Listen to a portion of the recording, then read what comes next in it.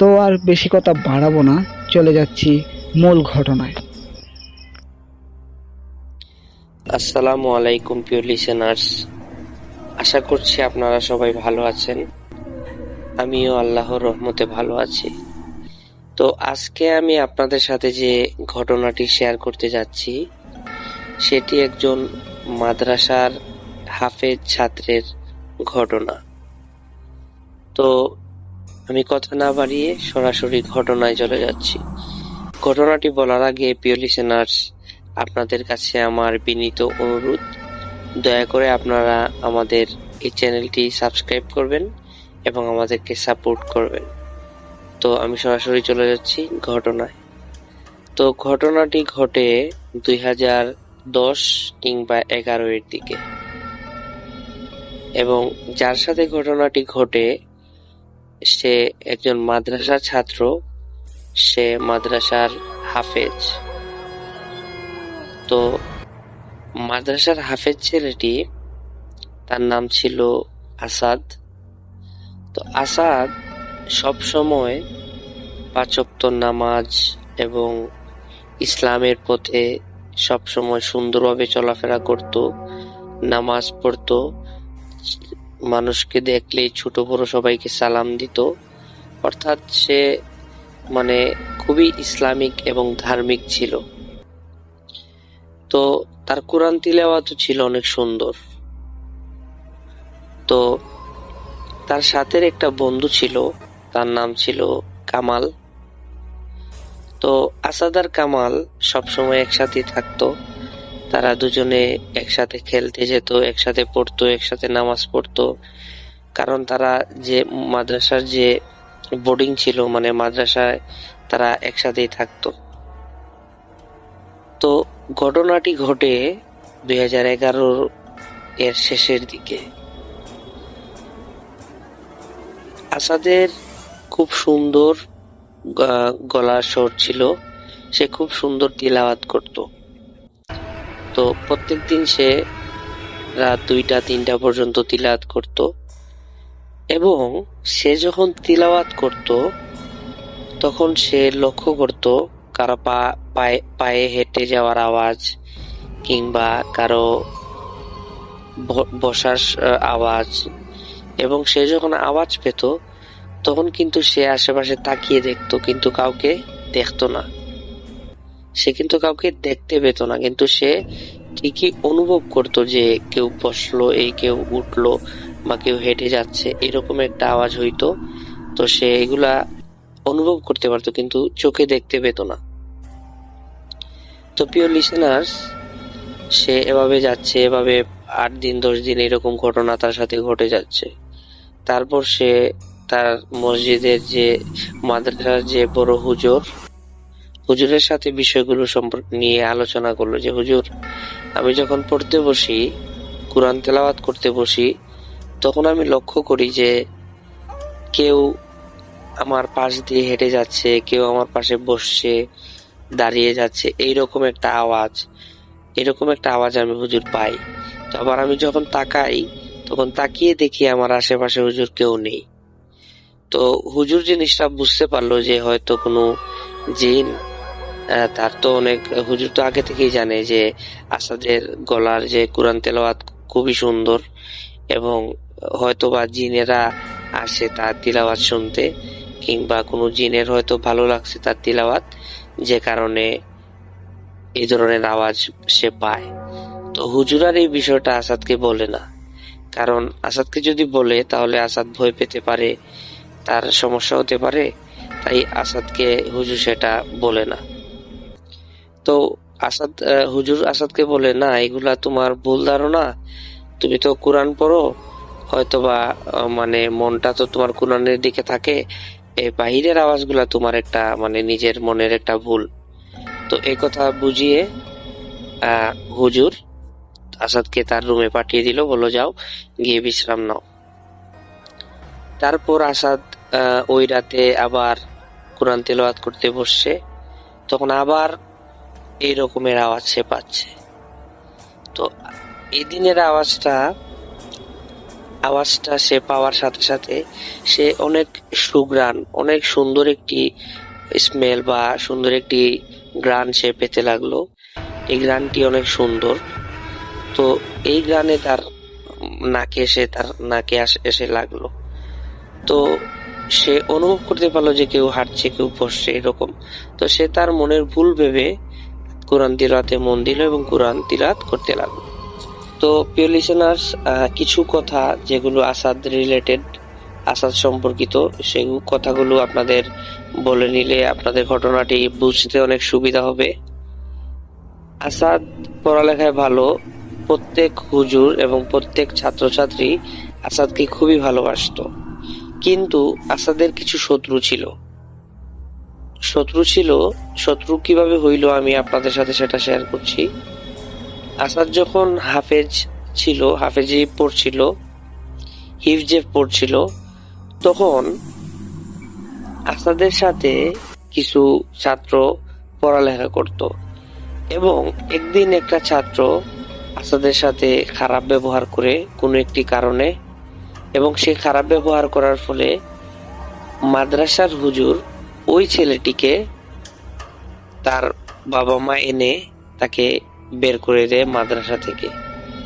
বের করে দেওয়ার কারণ, আসাদের সাথে সে কয়েকবার সে ঝগড়া করছে, এবং শুধু আসাদ নয়, মাদ্রাসার অনেক ছাত্র আছে, তাদের সাথেও ওই ছেলেটা ঝগড়ায় লিপ্ত হয়, যে কারণে ঝগড়ায় লিপ্ত হয় এবং পাশাপাশি ওই মাদ্রাসার ছাত্রছাত্রীদেরকে ওই ছেলেটি মারধর করে, যে কারণে হুজুর তার অভিভাবক এনে তাকে বের করে দেয়, মানে ওই আসাদের যে শত্রু ওইটাকে বের করে দেয়। তো এভাবে কয়েক বছর কেটে যাওয়ার পর আসাদও আপনার হিফজ শেষ করে সে হাফেজ হয়, এবং এই শত্রুটা এইভাবে আর কি সৃষ্টি হয়। তো আসাদ যখন মাদ্রাসায় হিফজ শেষ করেছে, হাফেজ হয়েছে, তারপর ওই শত্রু কিন্তু আসাদের ক্ষতি করার চেষ্টা করে প্রতিনিয়ত। কিভাবে চেষ্টা করে? কারণ হচ্ছে মূলত আসাদের সাথে সে শেষবার ঝগড়া করে, এবং আসাদের সাথে যখন সে শেষবার ঝগড়া করে তখন হুজুর তাকে মাদ্রাসা থেকে বের করে দেয়।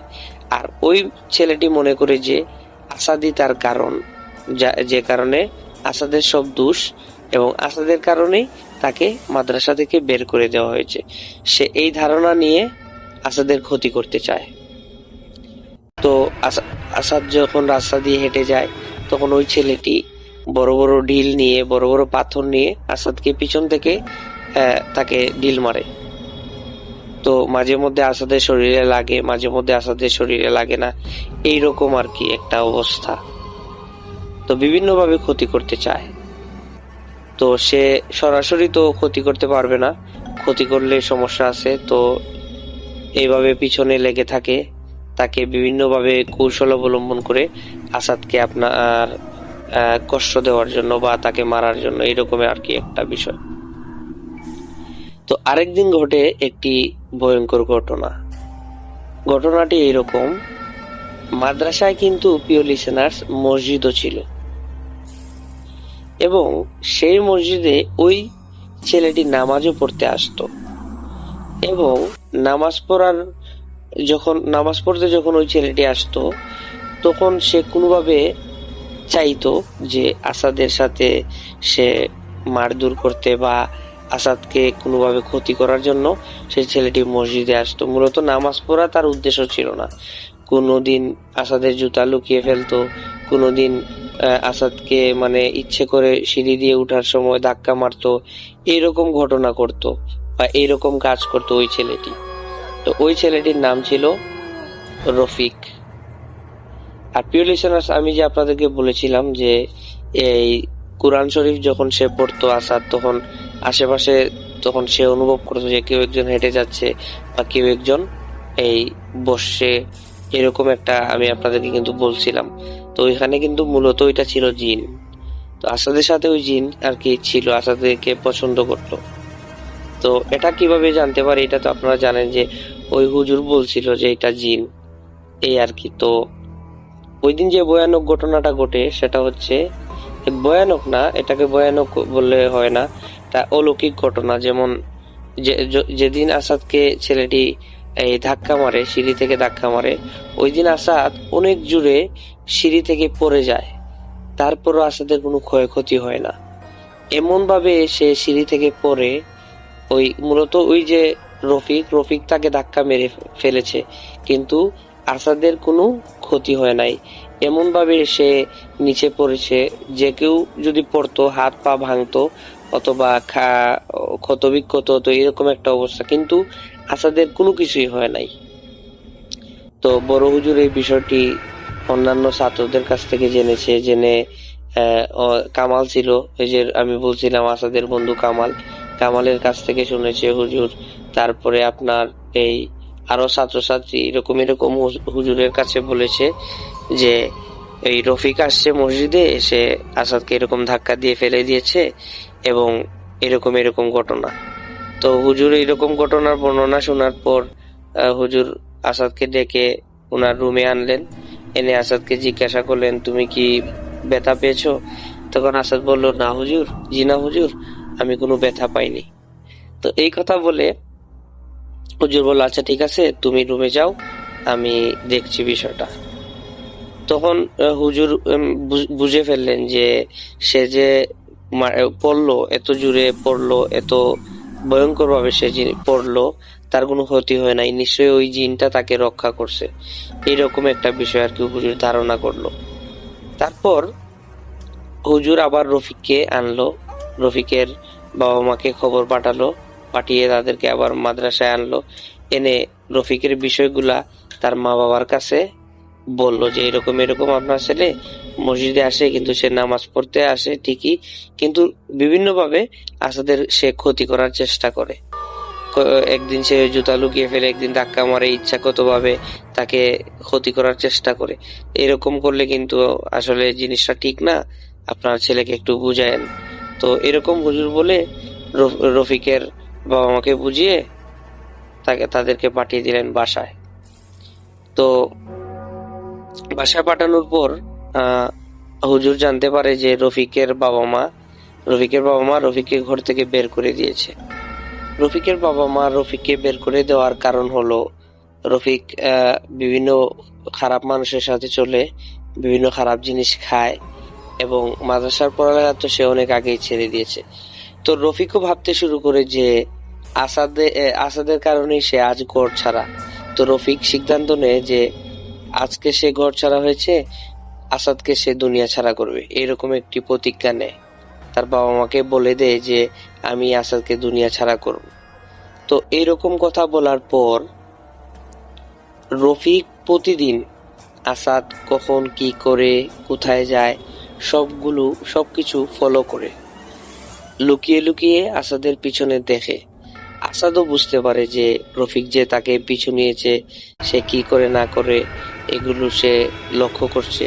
আসাদও কিন্তু এগুলো বুঝতে পারে, এবং বুঝতে পেরে সে ওই মাদ্রাসার হুজুরের কাছে আবারও বিচার দেয় যে হুজুর এরকম আমি কোথায় যেখানেই যাই না কেন, রফিক আমার পিছু পিছু যায়।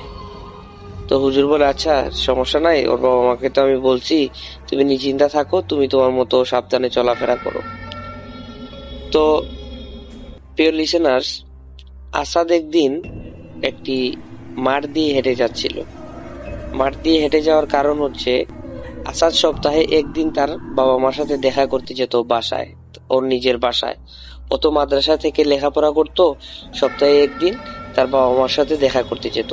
তো একটি মাঠ অতিক্রম করে, এখানে একটু জঙ্গলও ছিল, ওই জঙ্গল আর মাঠ অতিক্রম করে তার মা বাবার সাথে দেখা করতে হতো। তো একদিন রফিকও তার পিছু পিছু নেয়, যেদিন আসাদ তার ওই মাঠ দিয়ে হেঁটে যাচ্ছিল। তো রফিক কি করে, আসাদকে মাঠের মধ্যে তাকে ঘুষি মেরে, লাথি মেরে তাকে মাঠের মধ্যে ফেলে দেয়। আসাদকে ফেলে দেওয়ার পর আসাদকে সে ধারালো ছুরি দিয়ে পুঁচাতে থাকে, পুঁজ দেয় তার গলায়, ঘাড়ে, তার বিভিন্ন জায়গায় পুঁজ দেয়, এবং পুঁজ দেওয়ার সাথে সাথে সেখানে রক্ত বের হচ্ছিল, এবং রফিক সেটা দেখে নিজে পাগল হয়ে যায়, তার মাথা কাজ করে না, এবং পাগল হওয়ার এক পর্যায়ে সে নিজেই নিজের শরীরে ছুরি লাগাতে লাগলো। রফিক তার নিজেই নিজের শরীরে ছুরি লাগাতে লাগলো, এবং ছুরি লাগাতে লাগাতে সে তার বাবা মার কাছে যায়, গিয়ে বলে এরকম এরকম, মা বাবা, আমি তো আসাদকে এরকম কুপিয়ে হত্যা করে ফেলেছি। তারপর মাদ্রাসায় যায়, মাদ্রাসায় গিয়ে মাদ্রাসার হুজুরকে বলে যে হুজুর এরকম এরকম আমি আসাদকে মেরে হত্যা করে ফেলেছি। তো আর বিভিন্ন ধরনের কথাবার্তা বলে পাগলামি করে রফিক। তো এই কথা শুনে রফিক রফিকের মা বাবা তার ছেলের মুখে এরকম কথা শুনে মনে করে যে সে হয়তো বা কোনো ধরনের খারাপ কিছু খেয়েছে, নেশা জাতীয় দ্রব্য খেয়েছে। এগুলা খাওয়ার ফলে সে তার নিজের শরীরে নিজেই এই ধরনের রক্তাক্ত করেছে, এবং হুজুরে সেটা দেখে ভয় পেয়ে যায় যে কি হলো, বুঝলাম না কিছু। তো এক পর্যায়ে হুজুর তাড়াতাড়ি করে ওই মাঠে চলে যান, এবং রফিকের বাবা মাও সেখানে যান। যাওয়ার পরে প্রিয় লিসেনার্স, যে ঘটনাটি ঘটে, সবাই দেখতে পায় যে রফিক হেঁটে হেঁটে আসছে। তো রফিক হেঁটে হেঁটে আসার পর হুজুর সহ রফিকের বাবা মা জিজ্ঞাসা করলো যে কি হলো, বুঝলাম না, তোমাকে ও বললো মেরে ফেলছে, তোমার কি হয়েছে? তো প্রিয় লিসেনার্স, রফিকের কোনো কিছুই হয় নাই, শুধু তার হাতে একটু কাটা, একটু রক্ত বের হচ্ছিল ওই দিক দিয়ে, তার গলায়, তার শরীরে। কিন্তু রফিক পুশ দিয়েছে, অনেক পুশ দিয়েছে, রফিক পুশ দিয়েছে আসাদকে, কিন্তু আসাদের কোনো কিছু হয় নাই, রক্ত বের হয় নাই। তো প্রিয় লিসেনার্স, হুজুর বলল যে তোর, আর রফিক বলল আসাদ তোমাকে নাকি সে মেরে ফেলছে, কিন্তু তোমার কি হলো, তোমার বুঝলাম না, আমাকে একটু খুলে বলো। তো আসাদ মাদ্রাসায় আসলো, মাদ্রাসায় আসার পর হুজুরের সাথে সব ঘটনা খুলে বলল যে হুজুর, আমি যখন মাঠ দিয়ে যাচ্ছিলাম তখন এরকম এরকম রফিক আমার পিছন থেকে আসে, এসে আমাকে মারধর করে আমাকে মাটিতে ফেলে দেয়, এবং সে দাঁড়ালো একটি ছুরি বের করে আমাকে পুশ দিতে থাকে, এবং আমি দেখছিলাম হুজুর আমার শরীর থেকে রক্ত গড়িয়ে পড়ছে এবং আবার ভালো হয়ে যাচ্ছে সাথে সাথে। এবং আমাকে যখন সে পুশ দিতেছিল তখন দেখলাম রফিক সে নিজে চিৎকার করে হাসি দিতে থাকলো, এবং সে তার নিজের শরীরে ওই চাকু দিয়ে আঘাত করতে লাগলো। তো হুজুরের বুঝতে বাকি রইল না যে আসাদের সাথে থাকা জিনটাই আজ রফিককে মৃত্যুর হাত থেকে রক্ষা করেছে। তখন হুজুর বুঝতে পারলো যে রফিকের সাথে ওই ভালো জিনটা আছে, থাকার ফলে রফিকের আজকে রফিক বেঁচে গেছে। তো হুজুর রফিককে বলল, রফিক তোমার কপাল ভালো, মহান আল্লাহ তাআলা তোমাকে রক্ষা করছেন জিনের মাধ্যমে। এরকম এরকম তোমার সাথে একজন জিন আছে।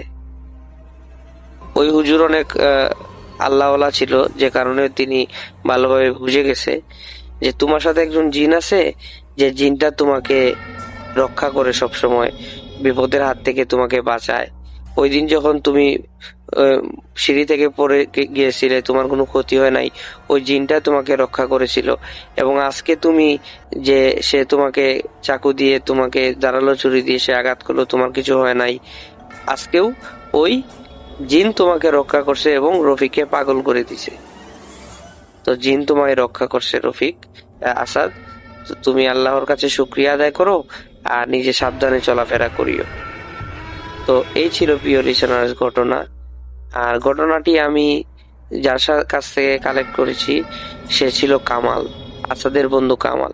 তো কামাল সব ঘটনা জানতো, আসাদ সব ঘটনাই কামালকে বলেছে, এবং আমি কামালের কাছ থেকে সরাসরি এই ঘটনাটি সংগ্রহ করেছি। সো প্রিয় লিসেনার্স, আমরা চলে যাচ্ছি পরবর্তী ঘটনায়। এই ঘটনাটি একজন তান্ত্রিকের ঘটনা। তো সরাসরি আমি ঘটনায় চলে যাচ্ছি। একটি গ্রামে একজন তান্ত্রিক বসবাস করত। তো সেই তান্ত্রিক ছিল অত্যন্ত পরিচিত এবং অত্যন্ত সুখ্যাত তান্ত্রিক। তার অনেক সুখ্যাতি ছিল সারা গ্রাম জুড়ে, কারণ মানুষ যখন কোনো সমস্যায় পড়তো তখন ওই তান্ত্রিকের কাছে আসতো, এবং আসার পর যে সমস্যা নিয়ে লোকজন ওই তান্ত্রিকের কাছে আসতো সেই সমস্যাটি সমাধান হয়ে যেত, ওই তান্ত্রিক সমাধান করে দিত। তো এইভাবে গ্রামের সবাই যার জায়গা নিয়ে সমস্যা আছে তারাও আসতো, তাদের জায়গার সমস্যা সমাধান হয়ে যেত। যাদেরকে জিন ভূতে ধরে তারাও ওই তান্ত্রিকের কাছে আসতো, তাদেরও সমস্যা সমাধান হয়ে যেত। অনেকের বিয়ে হয় না, ওই তান্ত্রিকের কাছে আসতো, বিয়ে হয়ে যেত। এখন ওই তান্ত্রিকের যে সুখ্যাতি ছিল, সে সুখ্যাতির জন্য লোকজন তাকে বাড়িতে নিয়ে আদর আপ্যায়ন করত এবং আসার সময় তাকে টাকা পয়সাও দিয়ে দিত এবং তান্ত্রিককে মোটা অঙ্কের টাকাও দিত। একদিন ঘটে এক ঘটনা। একটি ছেলে, তার নাম রাহাত, এবং রাহাতের পরিবারে একটি সমস্যা দেখা দেয়। তারা রাতে কান্নার শব্দ শুনতে পায়। কোথা থেকে সেই কান্নার শব্দটা আসে তারা সেটা আবিষ্কার করতে পারে না। সেজন্যই মূলত ওই তান্ত্রিককে তারা বাড়িতে আনে। বাড়িতে আনার পর তারা তান্ত্রিকের সাথে কথা বলে যে এইরকম যখন আমরা ঘুমাই তখন রাত 2টা-3টার দিকে আমরা কান্নার আওয়াজ পাই, আমরা ঘুমাতে পারি না ভয়ে। তখন ওই তান্ত্রিক সবকিছু শুনে তাদেরকে বলল যে আচ্ছা ঠিক আছে, সমস্যা নাই, আমি এটার সমাধান করে দিচ্ছি। তারপর তান্ত্রিক তা ঝাড়ফুঁক করলো, করার পর কিসব যেন করলো, করার পর বলল আচ্ছা ঠিক আছে, আর এই ধরনের সমস্যা হবে না, সমস্যা যদি হয় আমাকে সাথে সাথে জানাবেন। তারপর তান্ত্রিক চলে গেল এবং রাহাতের যে ঘরে আসছিল, যাদের ঘরে কান্না শব্দটা পাওয়া যেত, তার পরিবার, রাহাতের পরিবার ওই তান্ত্রিককে অনেক আদর যত্ন করে এবং যাওয়ার সময় তাকে অনেক টাকা পয়সাও দিয়ে দেয়। কারণ তারা আগে থেকেই জানতো যে এই তান্ত্রিক যে সমস্যার জন্য তার কাছে যাওয়া যায় সেই সমস্যাই সমাধান হয়ে যায়। এবং এর ব্যতিক্রম ঘটলো না। তান্ত্রিক যেদিন তাদের বাড়িতে আসে এবং ঝাড়ফুঁক করে যায়, ওই দিন থেকেই তারা আর কান্না শব্দ পায় না। তারা আর কান্নার শব্দ না পেয়ে অনেক খুশি হয়, রাতে শান্তিতে ঘুমাতে পারে। এবং তান্ত্রিককে তারা এই বিষয়টি জানায় যে আপনি আসার পর, আপনি ঝাড়ফুঁক করার পর আর এখানে কোনো সমস্যা হচ্ছে না, আর কান্নার শব্দটাও আর হচ্ছে না। তারপর তান্ত্রিক বলল আচ্ছা সমস্যা নাই, আপনারা শান্তিতে বসবাস করতে থাকেন, কোনো সমস্যা হলে আমাকে জানাবেন। তো তারপর তারা বাসায় চলে আসলো এবং রাহাতের বিষয়ে একটু বলে নেই যে রাহাত, তার বয়স 16-17 হবে। তান্ত্রিকের এই ক্ষমতা দেখে, অলৌকিক ক্ষমতা দেখে রাহাত তান্ত্রিকের প্রতি দুর্বল হয়ে যায়। সে ভাবতে থাকে যে তান্ত্রিককে তো মানুষ অনেক সম্মান দেয়, মানুষ তাদের বাড়িতে ডেকে নিয়ে আসে, তান্ত্রিক মানুষের সমস্যার সমাধান করে দেয় এবং মোটা অঙ্কের টাকাও দেয়, তাহলে তো তান্ত্রিক হতে পারলে অনেক ভালো, মানুষের সম্মানও পাওয়া যাবে, টাকা পয়সাও ইনকাম করা যাবে। তো রাহাত এই সিদ্ধান্ত নিল যে সে যে কোনোভাবে তান্ত্রিক হবে। সে তান্ত্রিক হওয়ার জন্য পাগল হয়ে গেল। তারপর এক পর্যায়ে একদিন রাহাত ওই তান্ত্রিকের কাছে গেল, গিয়ে তান্ত্রিককে বিনীতভাবে অনুরোধ করলো যে জনাব, আমি আপনার সাথে থাকতে চাই এবং আমি আপনার সেবা যত্ন করতে চাই। তখন তান্ত্রিক বলে উঠলো, আমাকে সেবা যত্ন করবে? কেন করবে? কিসের জন্য আমার সাথে থাকতে চাও? তখন রাহাত তার যে তান্ত্রিক হওয়ার যে ইচ্ছাটা, সেটা তান্ত্রিকে বলে নাই, সেটা গোপন রাখে তান্ত্রিকের কাছে। কারণ সে যদি প্রথমেই বলে ফেলে যে আমি তান্ত্রিক হতে চাই আপনার মতো, তাহলে হয়তো তান্ত্রিক রাহাতকে রাখবে না তান্ত্রিকের সাথে। তাই রাহাত সেটা গোপন করে বলে যে আপনাকে আমার অনেক ভালো লাগে, আর আপনি তো আমাদের ঘরের সমস্যার সমাধান করে দিচ্ছেন, তাই আমি চাই যে আমি আপনার সাথে থাকবো, আপনাকে সেবা যত্ন করবো, এটাই, এতটুকু, আর কিছু না। তখন তান্ত্রিক বলে না, দরকার নাই, তুমি বাসায় চলে যাও, আমার তোমার সহযোগিতা বা তোমার সেবা করার প্রয়োজন নেই, তুমি চলে যাও। তখন রাহাত ওই তান্ত্রিককে অনেক রিকোয়েস্ট করে, অনেক অনুরোধ করে। তারপর এক পর্যায়ে তান্ত্রিক বলে আচ্ছা তুমি বাসায় যাও, আমি তোমাকে পরে জানাবো তোমাকে আমি আমার সাথে রাখবো কিনা। তো রাহাতও বাসায় চলে গেল। যাওয়ার পর পরদিন রাহাত আবার তান্ত্রিকের কাছে আসলো। এর ভিতরে তান্ত্রিক কি করলো, রাহাতের ব্যাপারে কিছু খোঁজ খবর নিল যে রাহাত ছেলেটা কিরকম, এবং খোঁজ খবর নিয়ে তান্ত্রিক জানতে পারলো যে না, রাহাত ছেলেটা ভালোই, সে অনেক ভালো, তার কোনো ব্যাড রেকর্ড নেই, খারাপ রেকর্ড নেই। তো তান্ত্রিক পরদিন যখন রাহাত আসলো তখন তান্ত্রিক চিন্তা করলো যে তাকে আমি নিয়ে নেই আমার সাথে, আমার তো অনেক দূর দূরান্তে যাওয়া লাগে, আমার কিছু যে জিনিসগুলা উপকরণ তান্ত্রিক করতে অনেক কিছু কিন্তু লাগে, যেমন আপনার অনেক বিভিন্ন জিনিস, ব্যাগ পত্র, হ্যাঁ অনেক কিছু লাগে। সে ছেলেটা আমাকে সহযোগিতা করবে, আমাকে একটু সাহায্য করলো, তাতে তো আমারই উপকার হলো। তো এইসব চিন্তা করে তান্ত্রিক কি করলো, রাহাতকে বললো আচ্ছা তুমি আমার সাথে থাকতে পারো, সমস্যা নাই। তারপর রাহাত তো মনে মনে মহা খুশি যে সে তান্ত্রিকের সাথে থাকবে এবং তান্ত্রিকের সব তন্ত্রমন্ত্র জানবে এবং সেও একদিন তান্ত্রিক হবে। তো তান্ত্রিক বিভিন্ন জায়গায় যায়, বিভিন্ন গ্রামে যায়, বিভিন্ন মানুষের সমাধান করে, ভয়ঙ্কর ভয়ঙ্কর ঘটনা এবং ভয়ঙ্কর ভয়ঙ্কর কাজ তান্ত্রিক করে। সে এগুলা রাহাত দেখে এবং যতই দেখে সে ততই তান্ত্রিক হওয়ার ইচ্ছা পোষণ করে এবং ততই তার তান্ত্রিক হওয়ার যে ইচ্ছা আকাঙ্ক্ষা এটা বাড়তে থাকে। তো এইভাবে করতে করতে রাহাত তান্ত্রিকের সাথে প্রায় 5 থেকে 7 বছর তান্ত্রিকের সাথে সে থাকছে, তান্ত্রিকের সময় দিছে, তান্ত্রিকের সেবা যত্ন করছে। এক পর্যায়ে তান্ত্রিকও বুড়ো হতে লাগলো, তারও বয়স বাড়তে লাগলো। এবং আরেকটা ঘটনা, প্রিয় লিসেনার্স আপনাদের বলি আরেকটা কথা, রাহাত ওই তান্ত্রিকের সাথে শুধুমাত্র থাকতো, কোনো টাকা পয়সা কোনো কিছু নিত না। কারণ রাহাতের অনেক টাকা পয়সা ছিল, অনেক ধন দৌলত ছিল, তার বাপদাদার অনেক সম্পত্তি ছিল। টাকা পয়সা সে কখনোই তান্ত্রিকের কাছ থেকে নিত না, বা তান্ত্রিক দিতে চাইলেও সে নিত না। সে বলতো না, আমার টাকা পয়সার জন্য আমি আপনার কাছে আসি নাই, আমার টাকা পয়সা লাগবে না। তো তান্ত্রিক তাকে একদিন ডাকে এবং ডেকে বলে যে রাহাত, তুমি তো অনেক দিন ধরে আমার সাথে আসো, প্রায় 7-8 বছর হলো, তো আমার কাছে তো তুমি কখনো টাকা পয়সা চাওনি বা নেওনি কখনোই। আমি তোমার জন্য কিছু করতে চাই, তোমাকে আমি যে কোনো একটা সহযোগিতা করতে চাই, তোমাকে আমি অনেক টাকা দিতে চাই, এত টাকা দিতে চাই, কয়েক লক্ষ টাকার একটা, ওই সময় তো টাকার অনেক মূল্য ছিল। তো তান্ত্রিক বললো যে তুমি এখনো আমার কাছ থেকে একটা টাকাও নেও নাই, আমি তোমাকে এই 10-15 লক্ষ টাকা দিতে চাই, মানে একটা টাকার অ্যামাউন্ট আর কি অফার করলো এই রাহাতকে। তান্ত্রিকেরও অনেক টাকা ছিল, অনেক সম্পদ ছিল। তখন রাহাত বলল জি না, আমার টাকা পয়সা লাগবে না, আমি আপনার সাথে আসি, আপনি যতদিন আসেন আমি আপনার সাথে আসি, সমস্যা নেই। তান্ত্রিক বলল তুমি টাকাও নেও না, কিছুই নেও না, আমি তোমার কোনো কিছু বুঝতে পারলাম না, তুমি আমার কাছে কি চাও? তান্ত্রিক যখন বলল যে তুমি কি চাও, তখন রাহাত বলল যে জনাব, আমি চাই আমি আপনার মতো একজন তান্ত্রিক হব এবং আমি মানুষের সহযোগিতা করব, আমি অনেক অলৌকিক ক্ষমতার অধিকারী হব। তখন তার কথা শুনেই তান্ত্রিক বলে উঠল যে না, এটা কখনো সম্ভব না, এটা কখনো সম্ভব না, আর আমি তোমাকে এ ব্যাপারে কোনো সহযোগিতাও করতে পারবো না। আমি চাই না তুমি তান্ত্রিক হও, আমি চাই না আমার মতো অভিশপ্ত জীবন তুমিও পার করো।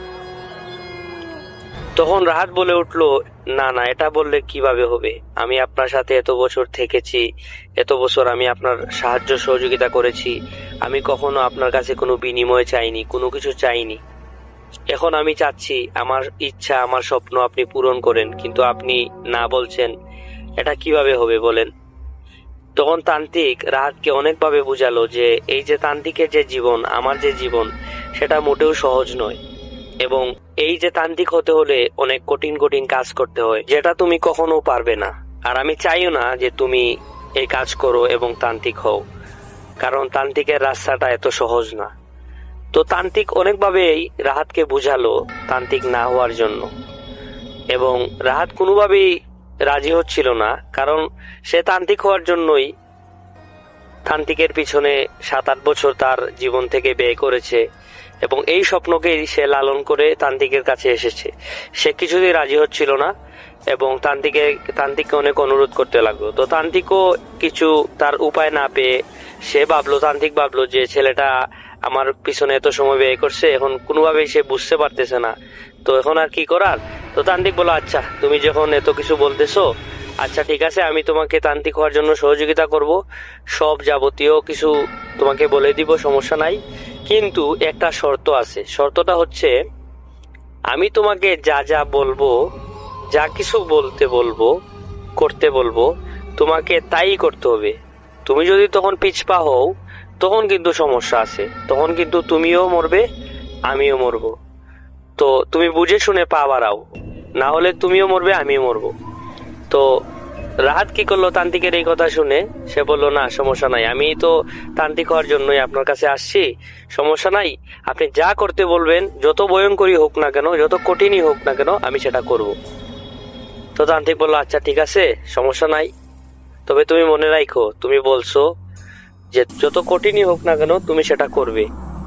যদি তুমি কোনো কারণে সেটা না করো তাহলে কিন্তু তুমিও মরবে, আমিও মরবো। আচ্ছা।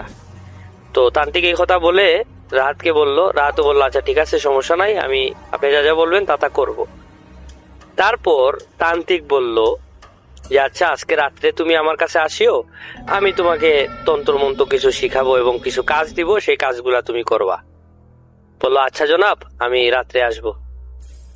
তো রাহাত বাসায় গেল, বাসায় গিয়ে তখন সকালের দিক ছিল, সে তান্ত্রিক হওয়ার জন্য এতটাই বেকুল হয়ে গেছিল যে কখন রাত হবে, কখন রাত হবে, আমি কখন তান্ত্রিকের কাছে যাব এবং কখন গিয়ে এইসব তন্ত্রমন্ত্র শিখে আমি তান্ত্রিক হয়ে যাব। তো আমি প্রিয় লিসেনার্স আপনাদেরকে আগে বলেছিলাম যে যখন রাহাত তান্ত্রিকের কাছে যায় তখন রাহাতের বয়স ছিল মাত্র 17 কি 18 বছর, এবং প্রায় 8 বছর পরে রাহাতের বয়স কত হয় আপনারা হিসাব করে নিন, মোটামুটি 26 বছর হয়তো বা রাহাতের বছর, তো খুব একটা বেশি কিন্তু না। তো রাহাত রাত হওয়ার জন্য বেকুল হয়ে গেছিল যে কখন রাত হবে, কখন আমি তান্ত্রিকের কাছে যাব এবং তন্ত্রমন্ত্র শিখবো। তো রাত হওয়ার সাথে সাথে রাহাত তান্ত্রিকের কাছে গেল। যাওয়ার পর তান্ত্রিক তাকে কালো একটা কাপড় আছে তাদের তান্ত্রিকরা যেগুলা পরে, ওই কাপড়টা দিল, দিয়ে বলল, তুমি গোসল করে আসো এবং এই কাপড়টা পরো। পরার পর সামনে মোমবাতি এবং বিভিন্ন ধরনের এই যে তান্ত্রিকে যারা যেগুলা করে, বিভিন্ন ভয়ঙ্কর জিনিসপত্র, মানুষের মাথা, বিভিন্ন জিনিস যেগুলা, এগুলা তান্ত্রিকের সামনে ছিল। এবং রাহাতও গোসল টুসল করে সেই কালো কাপড়টা পরে তান্ত্রিকের কাছে আসলো। তখন তান্ত্রিকের হাতে একটা পাগড়ি ছিল, সেই পাগড়িটা বলল যে এই পাগড়িটা আমি তোমাকে আজকে পরাবো না, এই পাগড়িটা তোমাকে আমি ওই দিন পরাবো যেদিন তুমি তোমার সকল কাজ তুমি সম্পন্ন করবে, সেই দিন আমি তোমাকে এই কাপড়টা পরাবো। তো তান্ত্রিক কি করলো, এই কাপড়টা তার কাছে রেখে দিল, এই যে মাথার পাগড়ির মতো একটা কাপড়, ওইটা তান্ত্রিকের কাছে রেখে দিল এবং রাহাতকে বলল যে এই তন্ত্রমন্ত্র। তখন তান্ত্রিক রাহাতকে বিভিন্ন তন্ত্রমন্ত্র শিখালো, বললো এখন তোমার কোনো তন্ত্রমন্ত্রই কাজে আসবে না, তুমি এগুলা শিখে রাখো, এবং তুমি যখন আমি তোমাকে যে কাজগুলো দিব, এই কাজগুলো যখন তুমি করবে, সম্পূর্ণ করবে, তখনই তোমার এই তন্ত্রমন্ত্রগুলো কাজে লাগবে এবং তোমার এই তন্ত্রমন্ত্রগুলো তোমার কথায় তারা চলবে।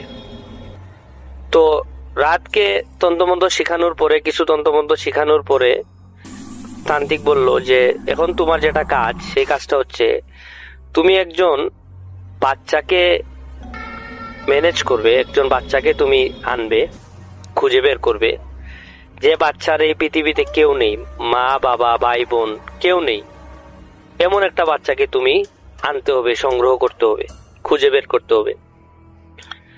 তো এই কথা বলল তান্ত্রিক।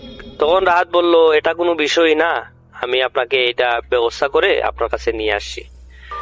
তখন তান্ত্রিক বলল, মনে রেখো, তুমি ওই বাচ্চার ব্যবস্থা করো, সমস্যা নাই, কিন্তু একটা কথা মনে রাখবা, বাচ্চার যেন কোনো মা বাবা পৃথিবীতে না থাকে, এমন একটা বাচ্চা তুমি নিয়ে আসবে, যার দেখাশোনা করার মতো কেউ নাই, এমন একটা বাচ্চা। তো রাত কি বললো যে আচ্ছা জনাব, আমি আপনার কথা মতো এরকম একটা বাচ্চা নিয়ে আসছি, সমস্যা নাই। এই কথা বলে রাত চলে গেল এবং পরদিন থেকেই সে এইরকম একটা বাচ্চা, যে বাচ্চার কোনো বাবা মা পৃথিবীতে নাই এবং কোনো আত্মীয় স্বজন নাই, এরকম একটা বাচ্চা তার গ্রামে খুঁজতে লাগলো। এবং খুঁজতে খুঁজতে সে কিছুতেই এইরকম বাচ্চা পাচ্ছিল না। বাচ্চা পায় তো কারো বাবা আছে, কারো বাবা নেই, মা আছে, কারো বাবা মা কেউই নাই, কিন্তু তার ভাই বোন লালন পালন করে বা আত্মীয় স্বজন লালন পালন করে, এরকম কোনো বাচ্চা ওই রাহাত খুঁজে পাচ্ছিল না। তো সে একদিন যায়, 2 দিন যায়, 1 মাস যায়, 2 মাস যায়, এরকম বাচ্চা পায় না। তো সে যতটা সহজ মনে করেছিল ততটা সহজে কিন্তু সে বাচ্চা ম্যানেজ করতে পারে নাই, সংগ্রহ করতে পারে নাই। তো তান্ত্রিক বলল, কি খবর, তুমি কি এরকম বাচ্চা একটা খুঁজে বের করছো? তখন রাহাত বলল, না জনাব, আমি তো খুঁজে বের করতে পারি নাই। তখন বললো, আচ্ছা সমস্যা নাই, তুমি খুঁজে বের করো, খুঁজে বের করে আইসো আমার কাছে, পরবর্তী কাজ কি করতে হবে সেটা আমি তোমায় বলে দিব। তো রাহাত খুঁজে তার গ্রামে পায় না, তার গ্রাম খোঁজা শেষ। তো সে অন্য গ্রামে চলে যায়। এরকম করতে করতে প্রায় 6 মাস লাগলো একটা বাচ্চা খুঁজতে তার, রাহাতের। তো সে বাচ্চাটা খুঁজে বের করলো, যার পৃথিবীতে কেউ নাই। সে বাচ্চাটাকে মূলত রাস্তায় পায়। রাস্তায় যে আপনার এই কি বলে, যে বোতল আছে না, বিভিন্ন ধরনের বোতল, ভাঙ্গারি টাঙ্গারি, এগুলো আর কি, সেই বাচ্চাটা সারাদিন এগুলা সংগ্রহ করে করে রাতে বিক্রি করে। তো রাহাত হেঁটে যাচ্ছিল, এরকম একটা বাচ্চা পাইছে। প্রায় বাচ্চাটার বয়স 5-6 বছর হবে, 5-6 বছর হবে বা 7 বছর হবে, এইরকম একটা বয়স আর কি। তো খুঁজে পাওয়ার বাচ্চাটার সাথে কথা বলে জানতে পারলো যে সে এরকম জীবন পরিচালনা করে, তার পৃথিবীতে কেউ নাই, বাবা মা কেউ নাই, আত্মীয় স্বজন কেউ নাই। তো রাহাত খুশি হলো, খুশি হয়ে সেই বাচ্চাটাকে আনলো, এনে তাকে খাইয়ে দাইয়ে পোশাক টোশাক কিনে দিয়ে তাকে সুন্দরভাবে সাজিয়ে গুজিয়ে তান্ত্রিকের কাছে নিয়ে গেল।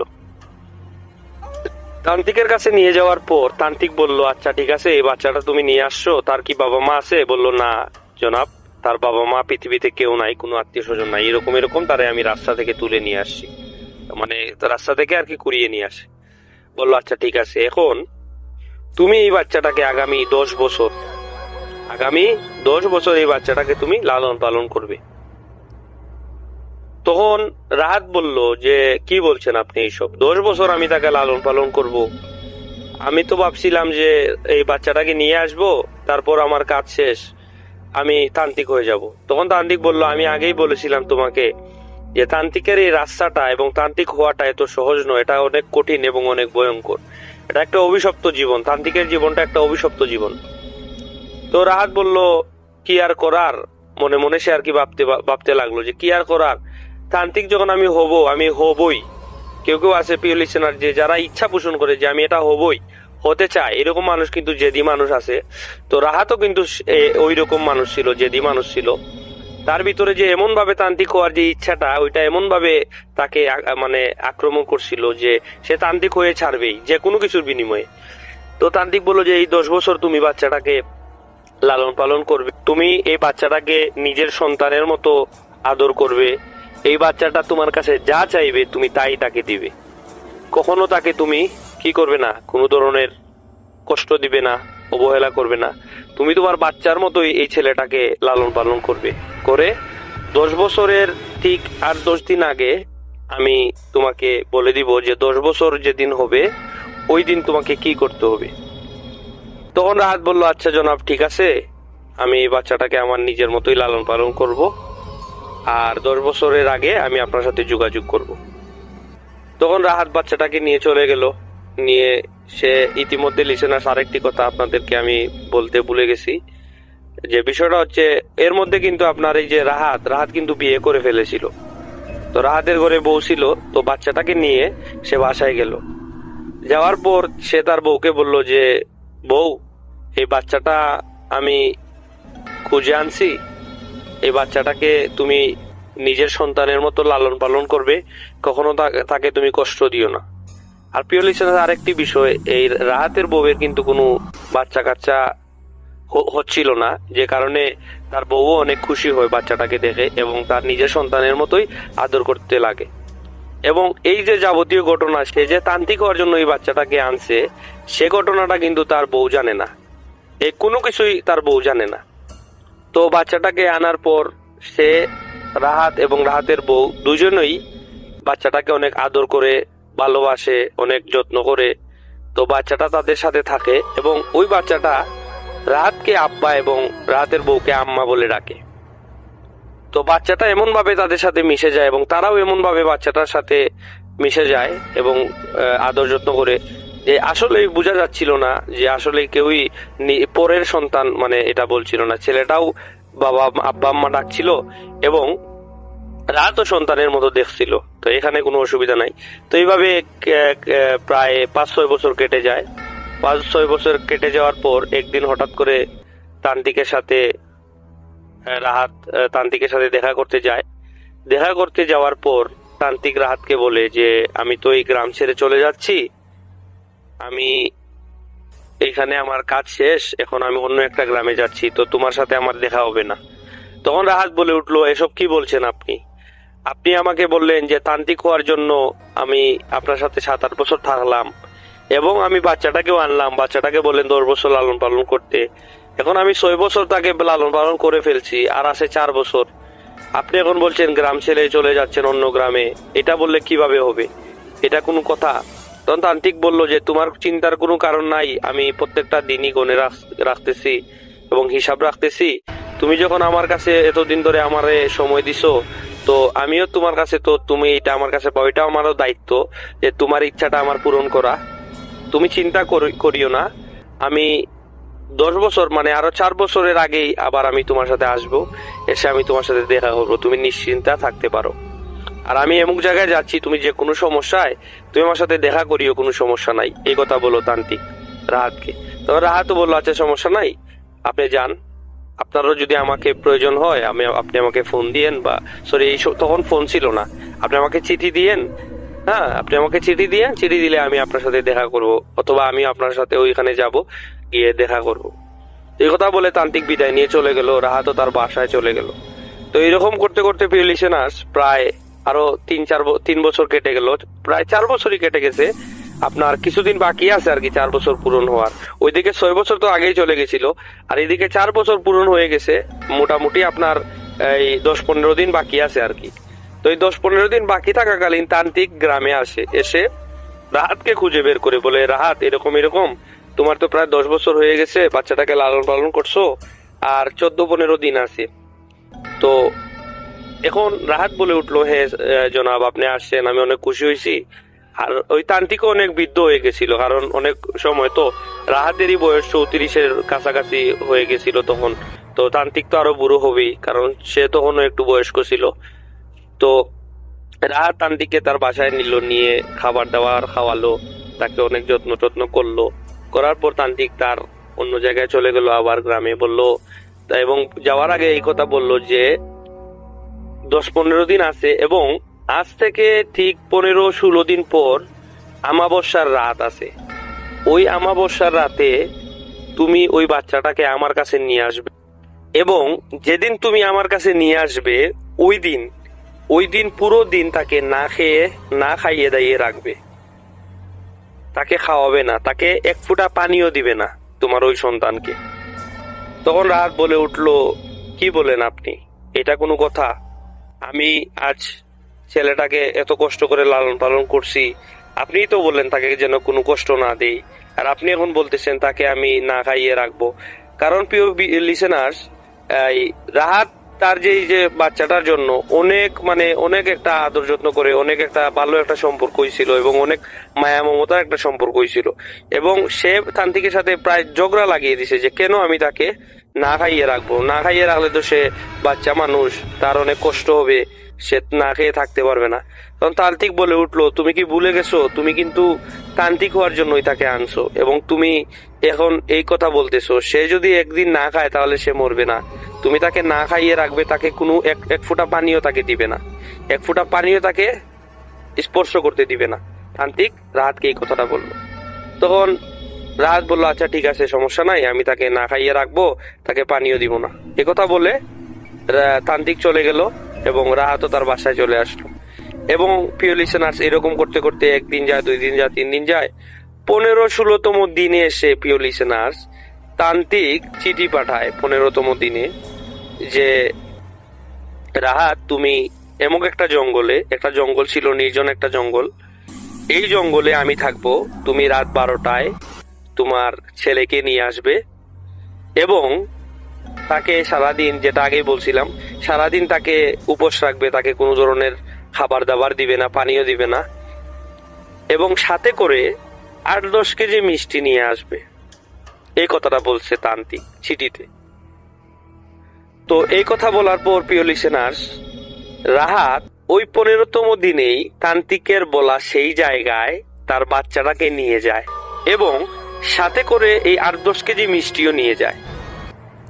রাত কিন্তু কোনো কিছু বুঝে উঠতে পারছিল না, কারণ তার ভিতরে এমন একটা জিনিস চলছিল যে সে কখন তান্ত্রিক হবে, তান্ত্রিক হওয়ার ইচ্ছা আকাঙ্ক্ষা তাকে কুরে কুরে খাচ্ছিল, এরকম একটা অবস্থা। তো তার সন্তানকে নিয়ে এবং 8-10 কেজি মিষ্টি নিয়ে রাহাত চললো তান্ত্রিকের উদ্দেশ্যে ওই জঙ্গলে। এবং প্রিয় লিসেনার্স, আর একটা কথা বলে নেই, যখন ছেলেটাকে উপোস রাখলো, ছেলেটা কিন্তু অনেক কষ্ট পাচ্ছিল যে আব্বা আমাকে পানি দাও, আব্বা আমাকে খাবার দাও, আমি খাবার খাবো, আব্বা আমার অনেক কষ্ট হচ্ছে, এরকম বলছিল ওই রাহাতের ছেলেটা আর কি। তো রাহাত কিন্তু কি করবে, তারও কষ্ট হচ্ছিল, তার অনেক কষ্টে লালন পালন করছে। প্রিয় লিসেনার্স, আপনারা জানেন আমরা যে কারো কাছে যদি 5-6 দিনের একটা সম্পর্ক হয়, মানে অন্যের কষ্টে আমরাও কষ্ট পাই, এরকম একটা অবস্থা। আর সেই জায়গা থেকে রাহাত এই ছেলেটাকে প্রায় 10 বছরের মতো লালন পালন করছে। তার কিন্তু ওই যে আপন ছেলের মতোই সে কষ্ট পাচ্ছিল যে আমার ছেলেটা না খেয়ে আছে। এখন সে কি করবে, সে দুটানায় আছে, খাবার দিলে আবার তান্ত্রিকের কথা অমান্য হবে, আবার না খাওয়ালেও ছেলেটা কষ্ট পাচ্ছে, এখন কি করার। কিন্তু তান্ত্রিক হওয়ার জন্য যে তার ইচ্ছাটা ছিল, সে এই ইচ্ছার কারণে ছেলেটাকে না খাইয়ে রাখে এবং সেই জঙ্গলে নিয়ে যায়। নিয়ে যাওয়ার পর সেখানে তান্ত্রিক আগে থেকে উপস্থিত ছিল।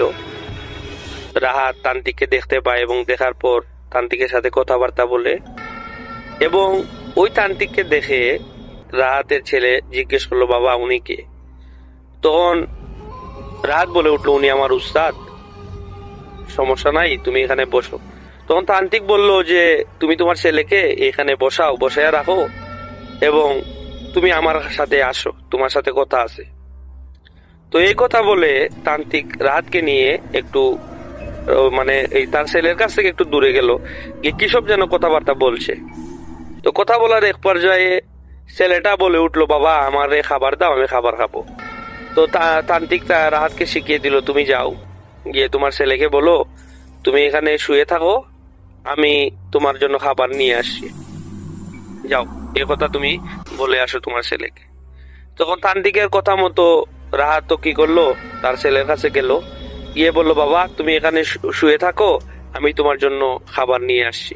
রাহাতের কথা মতো তার ছেলেও শুয়ে থাকলো এবং রাহাত চলে গেল তান্ত্রিকের কাছে।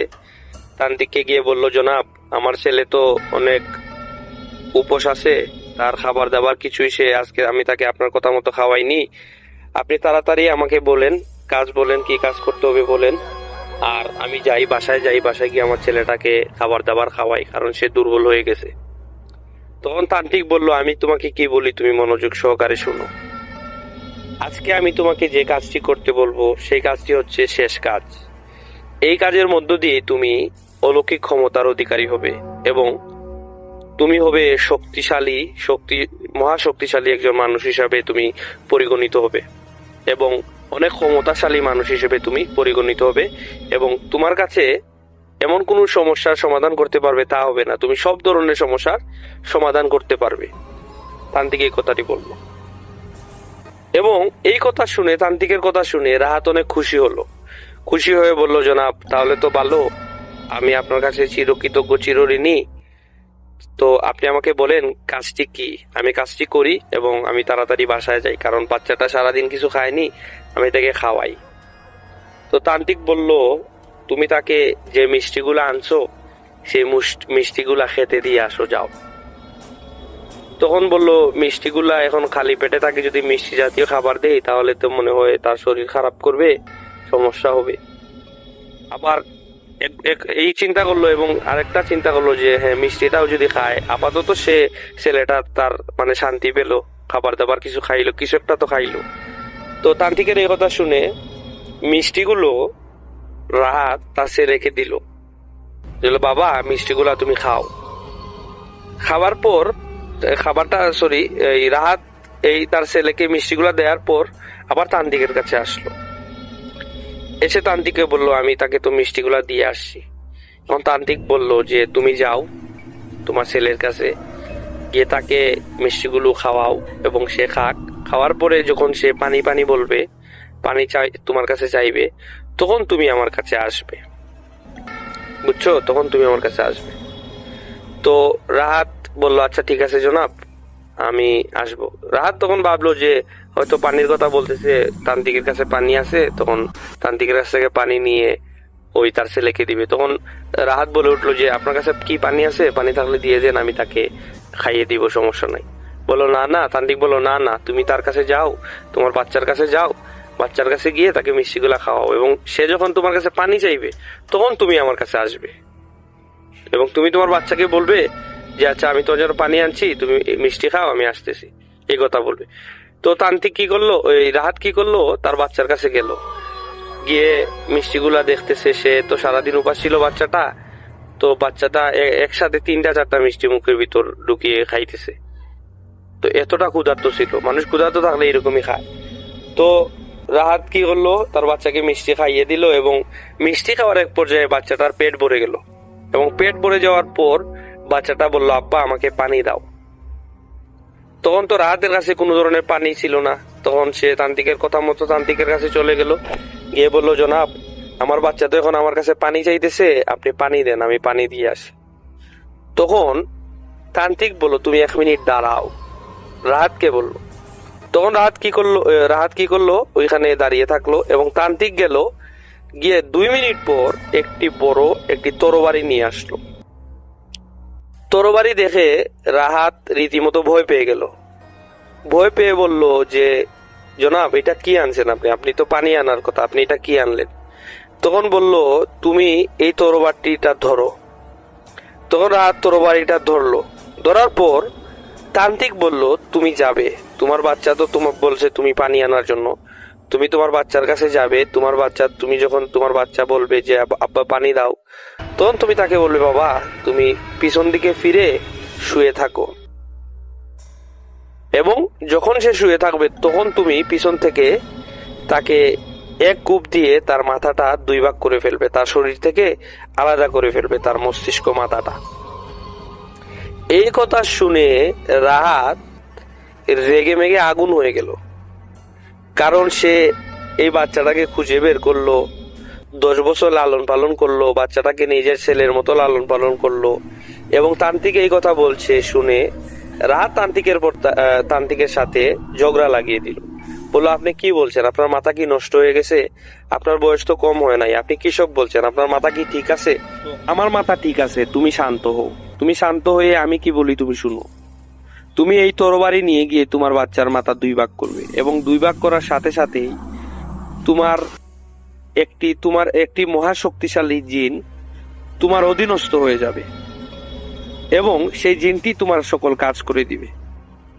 তখন রাহাত বলল না, আমি এই কাজ কোনোভাবেই করতে পারবো না, আমি এই কাজ কিছুতেই করতে পারবো না, আমি চাই না তান্ত্রিক হতে। তখন রাহাত কাঁদতে কাঁদতে তার অবস্থা খারাপ হয়ে গেল। তখন তান্ত্রিক তাকে বলল শুনো রাহাত, আমি তোমাকে আগেই বলেছিলাম তান্ত্রিকের জীবন সহজ নয়, তান্ত্রিক হওয়াটাও সহজ নয়। আজ যে আমি তান্ত্রিক হয়েছি, আমিও তোমার মতো একজন নয়, 2টি বাচ্চাকে আমি বলি দিয়েছি, 2টি বাচ্চাকে বলি দিয়ে আজকে আমি তান্ত্রিক হয়েছি, আর তুমি একটি বাচ্চাকে বলি দিয়ে তান্ত্রিক হবে। তখন রাহাত কাঁদতে কাঁদতে বলল না, আমি এই কাজ কিছুতেই করতে পারবো না, আপনি আমাকে ক্ষমা করেন, আমি আমার বাচ্চাকে নিয়ে চলে যাই। তখন তান্ত্রিক রাহাতকে বলল যে আমি তোমাকে আগে বলছিলাম যে এটা অভিশপ্ত জীবন, এখন যদি তুমি এইটা কাজটি না করতে পারো তাহলে বিরাট ক্ষতি হবে, তুমিও মারা যাবে, আমিও মারা যাব। তখন আমরা দুজনের মধ্যে কেউই আমরা বেঁচে থাকতে পারবো না, আমার সাথে থাকা জিনগুলো মারা যাবে, কারণ আমার সাথে জিনগুলো আগে থেকেই জানে যে আমি তোমাকে এই যে শিক্ষা দিব, তারা সেটা আগে থেকেই জানে, এবং জানার সাথে সাথে তারা আমাকে নাও করছে যে তুমি তাকে শিক্ষা দিও না। তখন আমি তাদেরকে রাজি করিয়েছি এবং বলছি যদি এই কাজ না করতে পারে তাহলে তোমরা আমাকে মেরে ফেলিও, এবং তারা বলছে যে আমি আপনাকে তান্ত্রিক সাহেব, আমরা আপনার কাছ থেকে চলে যাব এবং আপনাকেও আমরা মেরে ফেলবো। জিনগুলো বলছে, তান্ত্রিকের সাথে থাকা জিনগুলো, এগুলা খারাপ জিন ছিল। তো এই কথা বলার পর রাহাতও চিন্তা করে যে রাহাতের তখন কিন্তু মনুষ্যত্বটা চলে গেছিল রাহাতের, তান্ত্রিকের মতো।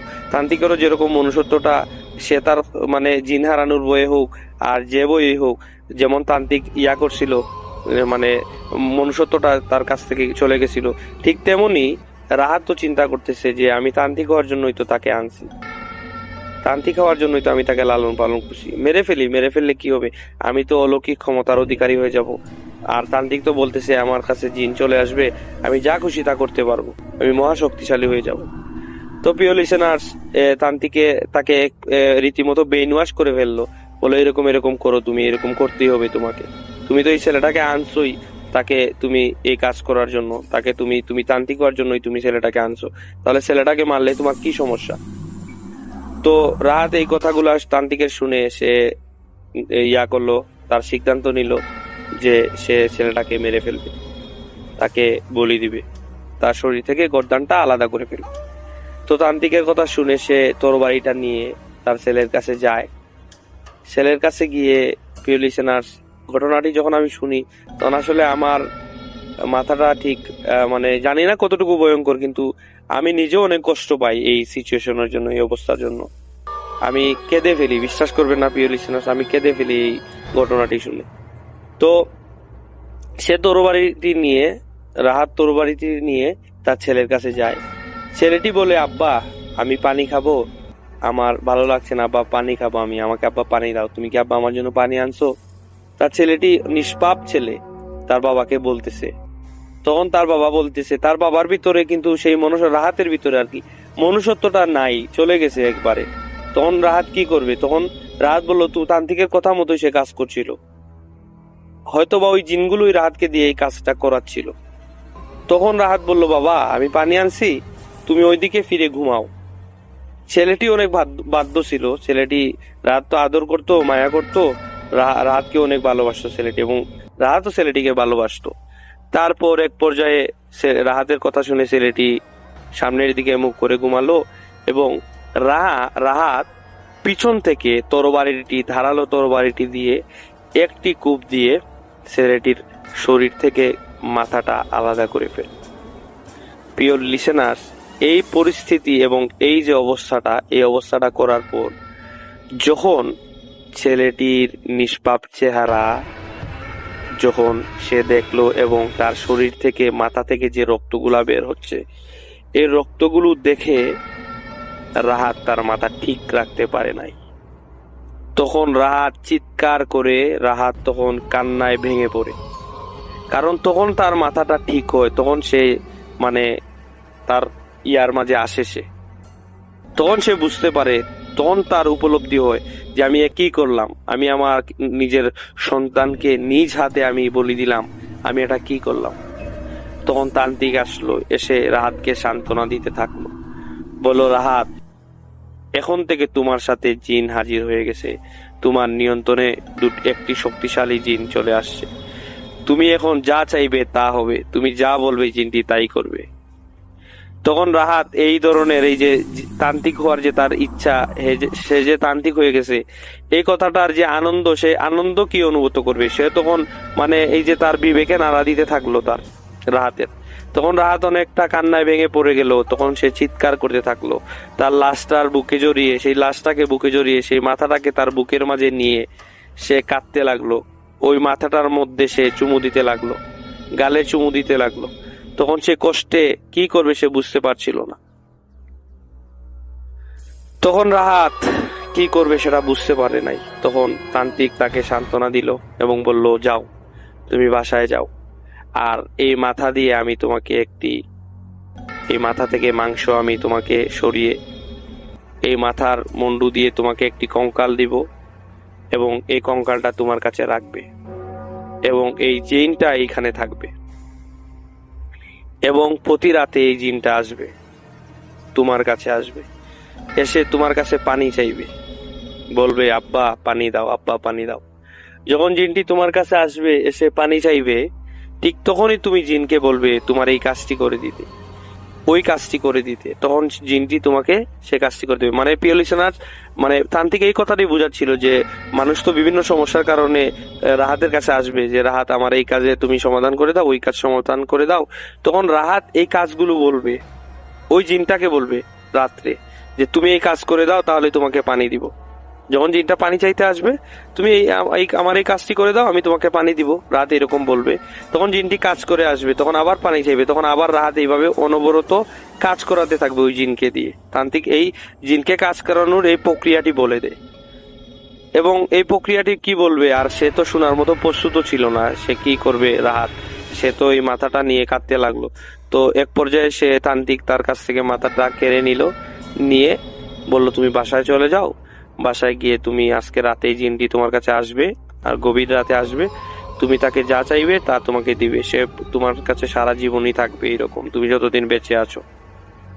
আর তান্ত্রিক আরেকটি কথা বলল, তোমাকে আরেকটি কথা বলি, তুমি মনে রাখবে, এই জিনটি যতবার তোমার কাছে পানি চাইবে, তোমার হাত দিয়ে কখনো তুমি তাকে পানি দিও না।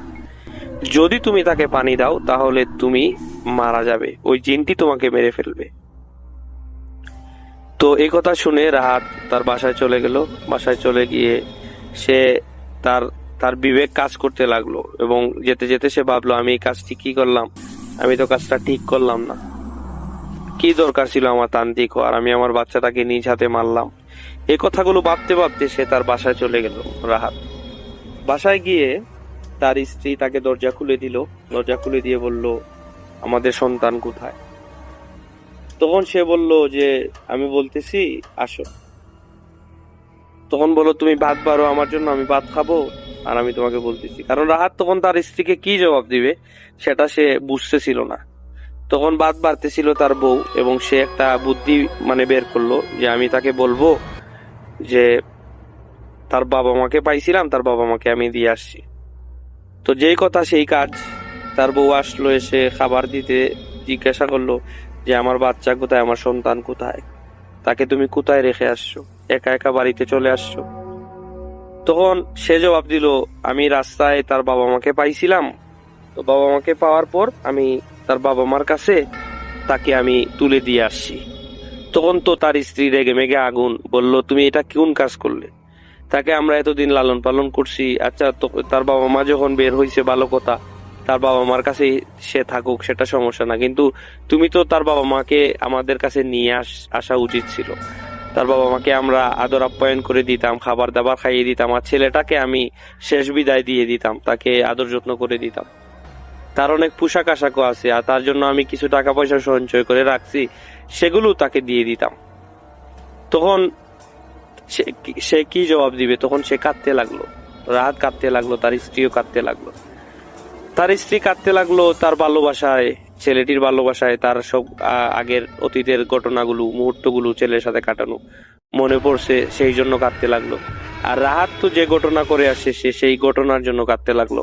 তার স্ত্রী কিন্তু জানে না যে প্রিয় লিসেনার্স এইসব ঘটনা ঘটে যাচ্ছে।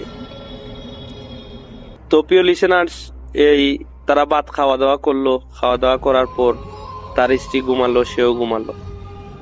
ঘুমানোর পর রাতে স্বপ্নে একজন জিন আসলো, এসে বলল যে আব্বা আমাকে পানি দাও। জিনটা বলতে লাগলো, আব্বা আমাকে পানি দাও। তখন রাহাত বলল যে আমার এই কাজটি করে দাও, আমার জন্য 2টা গরু নিয়ে আসো আর 2টা ছাগল নিয়ে আসো, তাহলে আমি তোমাকে পানি দিব। রাহাত স্বপ্নেই বলতে লাগলো ওই জিনটাকে, স্বপ্নে না, মূলত সেটা সজাগই ছিল, যখন বললো আর কি, জিন এসে যখন পানি চাইলো সে তাকে বললো আর কি। তো বলার পর সকালবেলা আসে, ঘুম থেকে এসে ঘুম ভেঙে দেখে তার বাসার সামনে 2টি গরু আর 2টি ছাগল রাখা। তো রাত তো বুঝে গেছে যে এটা জিনের কাজ, জিন এটা তাকে নিয়ে আসছে। তো পরদিন আবার যখন ওই দিনই যখন রাতে আবার যখন সে ঘুমায়, তখন আবার ওই জিনটি আসে, এসে বলে আব্বা আমাকে পানি দাও, আমি পানি খাবো।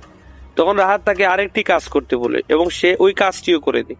এরকম রাহাত তাকে 3-4টা কাজ করায়। কাজ করানোর পর যতই দিন যায়, রাহাত তখন বুঝতে থাকে, এবং এই যে তার ছেলের যে অনুপস্থিতি, তার ছেলে তার যখন ছিল তখন তার ঘরে আসার পর তার পা টিপে দিত, তার মাথা টিপে দিত, তাকে অনেক আদর যত্ন করতো, রাহাতকে অনেক আদর যত্ন করতো তার সন্তানটা।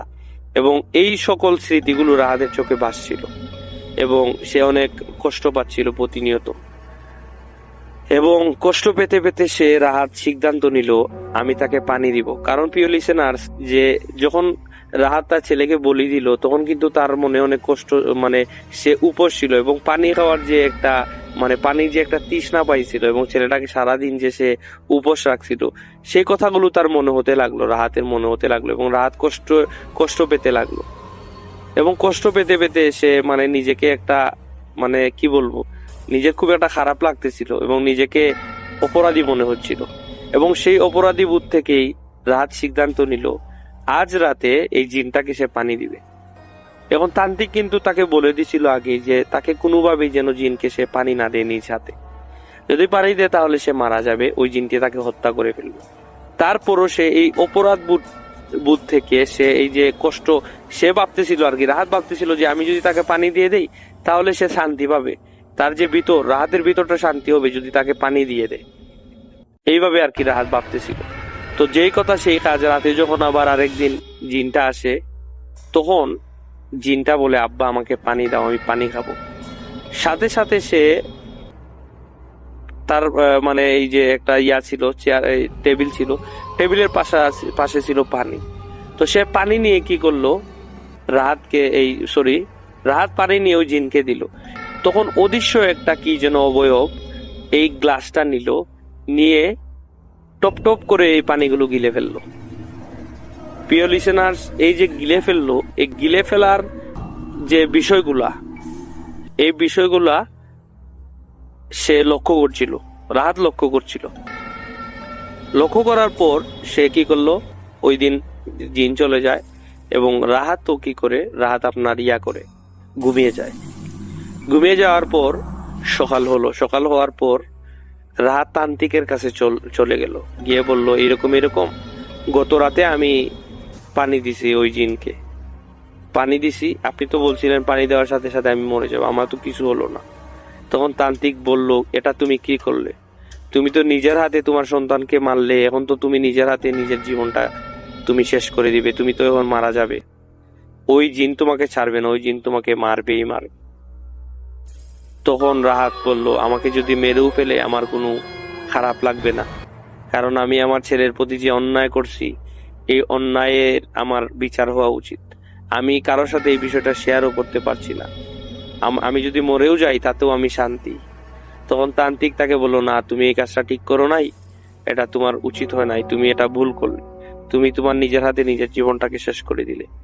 তখন এই রাহাত তান্ত্রিকের সাথে দেখা করার পর তান্ত্রিকের কাছ থেকে ক্ষমা চেয়ে, এবং তান্ত্রিকও রাহাতের কাছে ক্ষমা চায় যে আমি তোমাকে আগেই বলছিলাম তুমি এই তান্ত্রিকের লাইনে আইসো না, তান্ত্রিকের লাইন অনেক অভিশপ্ত, আমিও এই অভিশাপ নিয়ে বেঁচে আছি, আমারও অনেক খারাপ লাগে, কষ্ট হয়, আমারও অনেক অনুতপ্ত হই, আমারও অনেক বাজেভাবে খারাপ লাগে, কিন্তু কিচ্ছু করার নাই, যখন এইটা করে ফেলছি তো করে ফেলছি, এখন আর এগুলা চিন্তা করি না, কিন্তু তুমি যেটা করছো সেটা উচিত হয় নাই, আমাকেও তুমি মাফ করে দিও, আমিও তোমাকে এই পথে নিছি বা আমি তোমাকে এই ধরনের শিক্ষা দিছি, আমি হয়তো তোমাকে যদি না শিখাতাম তাহলে তোমার ছেলেটাকেও তুমি হত্যা করতে না, আর তোমারও আজকে এই পরিণতি হইতো না।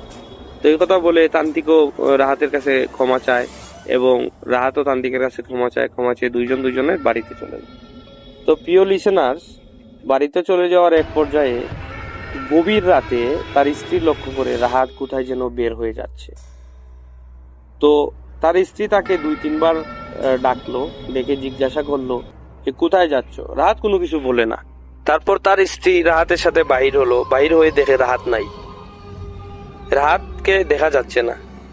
তখন তার স্ত্রী ভাবলো রাহাত হয়তো মাছটা শিকার করতে গেছে বা কোনো কিছুতে গেছে, কোনো কাজে, এরকম রাহাত তো বের হতো প্রায়ই। তো তার স্ত্রী স্বাভাবিকভাবে বিষয়টাকে নিয়ে তার স্ত্রী দরজা লাগিয়ে ঘুমিয়ে পড়ে। তো পরদিন সকালবেলা নদীতে একটি লাশ ভেসে ওঠে। তো গ্রামের সবাই ধরাধরি করে লাশটাকে মাটিতে নামায়, পানি থেকে নামিয়ে দেখে যে রাহাতের লাশ।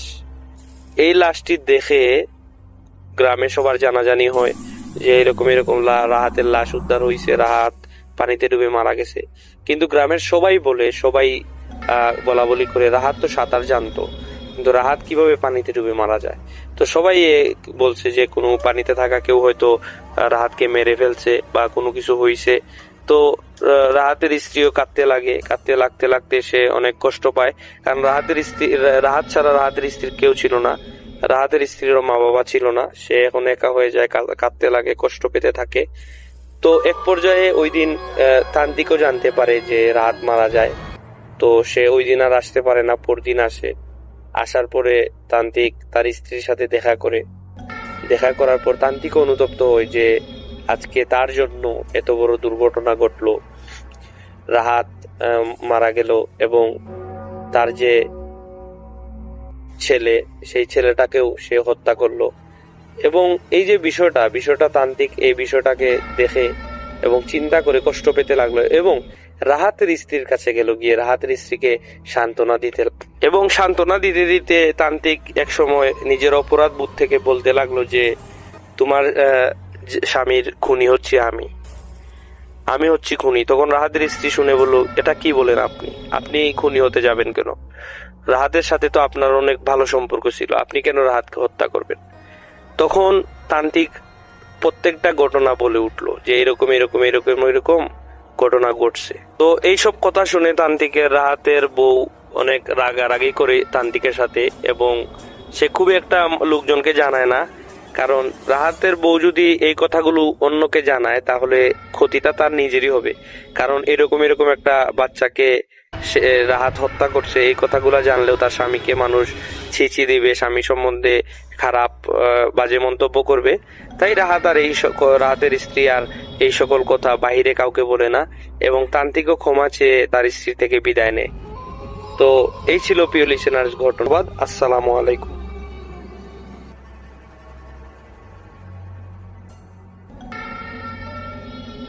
প্রিয় লিসেনার্স, ঘটনাগুলো আপনাদের কাছে কেমন লেগেছে? যদি ভালো লেগে থাকে তাহলে লাইক দিন, কমেন্ট করেন এবং শেয়ার করেন। আর এইরকম নিত্য নতুন ভৌতিক এপিসোড পেতে চাইলে আমাদের চ্যানেলটি সাবস্ক্রাইব করে পাশে থাকুন। তো আপনারা যদি চান আপনাদের জীবনে ঘটে যাওয়া বা আপনাদের কোনো আত্মীয় স্বজনের জীবনে ঘটে যাওয়া ভৌতিক ঘটনা আমাদের সাথে শেয়ার করতে পারেন। আমাদের ডেসক্রিপশন বক্সে মেইল দিয়ে দিচ্ছি এবং হোয়াটসঅ্যাপ নাম্বার দিয়ে দিচ্ছি। আপনারা মেইলে বা হোয়াটসঅ্যাপে আপনারা আপনাদের ঘটনাগুলো সেন্ড করতে পারেন। তো বিদায় নিচ্ছি আজকের মতো, দেখা হবে সামনের কোনো এপিসোডে। সবাই ভালো থাকবেন, সুস্থ থাকবেন। আসসালামু আলাইকুম।